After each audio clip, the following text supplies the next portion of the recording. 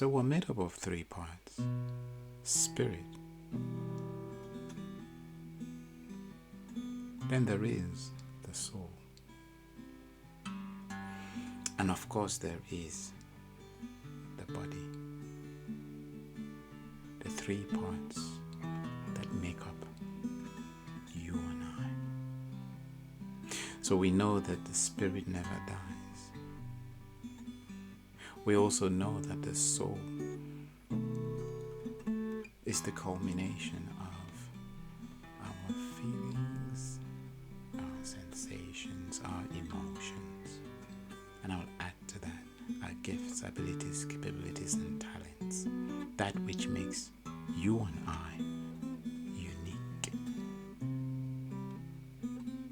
in every way, shape, or form. Then, of course, there's the body.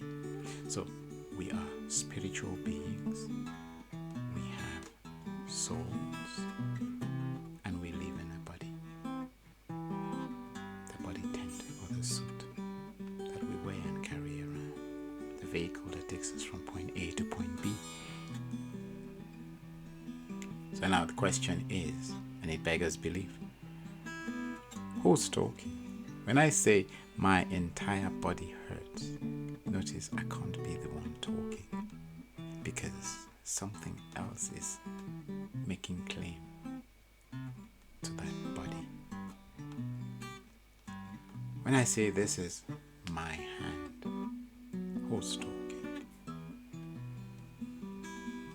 Because if it's the body talking, the hand is a part of the body, an integral part of the body. You can't separate the hand from the body becomes incomplete. So who's making the statement? This is my body. Clearly there is a consciousness that is different from the body.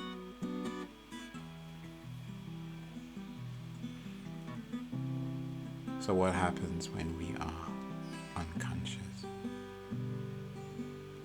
Is it fair to say that the brain, in its magnanimity, creates a connection between the different fields of reality that we experience on a daily basis? Would it be fair to say that the brain connects the spirit with the soul and the body, and enables and allows communication between those three?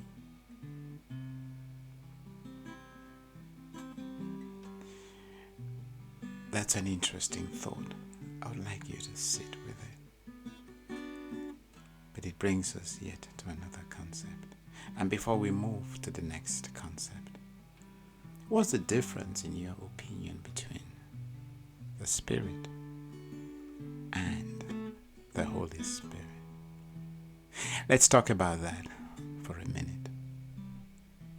So, personally, I define God's Spirit as God's breath in our lungs. Of course, we know what happens when we stop breathing. After a certain period, we are pronounced dead. What just happened? We lost breath, the thing that animates and keeps us alive. When we lose that, we are pronounced clinically dead. By that same token, we can define spirit, God's Spirit, as the active ingredient in your life and in my life. The thing, the entity that animates us in the flesh.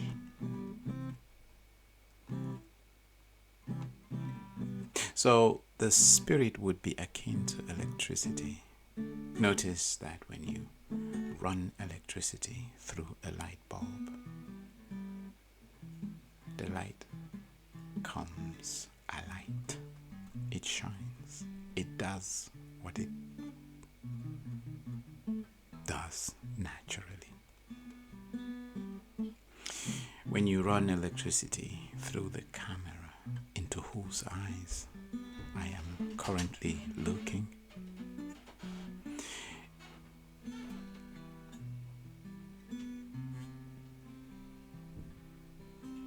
It captures an image of me and it renders that image through the screen. That too is a no-brainer. And of course, when you run that same bout of electricity through my laptop, it powers it, enables programs to run through it. And together, they produce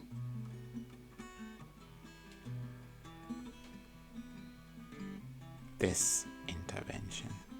They enable me to communicate with you virtually.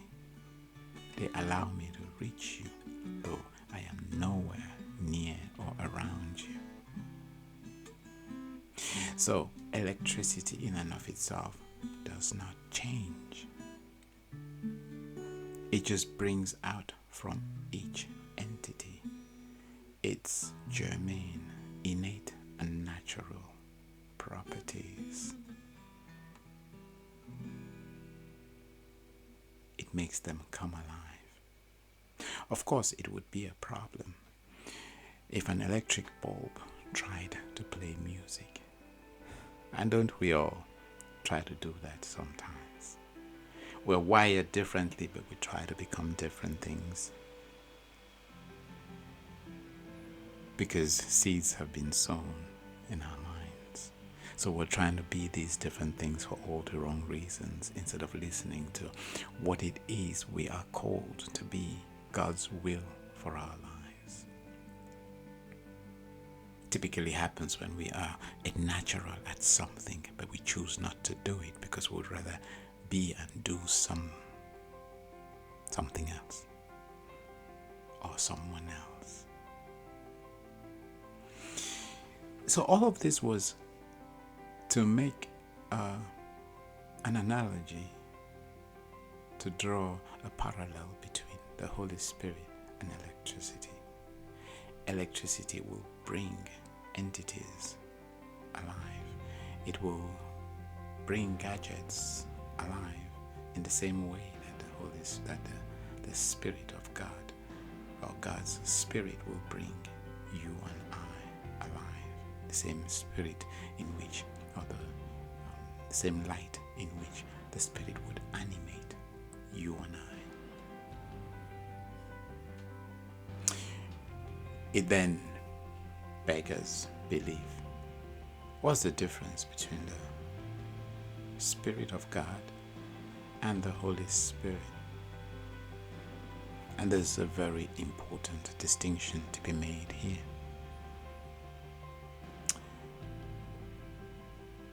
God created us and wanted us to choose Him, so He breathed upon us. He bestowed upon us His breath, which we carry with us at all times. But until we choose Him, we have that free will to go in the opposite direction. When we choose God, that is when we activate the concept we refer to as, or the entity, the person of the Holy Spirit. Remember, in the beginning was the Word. The Word was with God, and the Word was God. For God so loved the world, He sent His only begotten Son, that we may have life and have life to the full.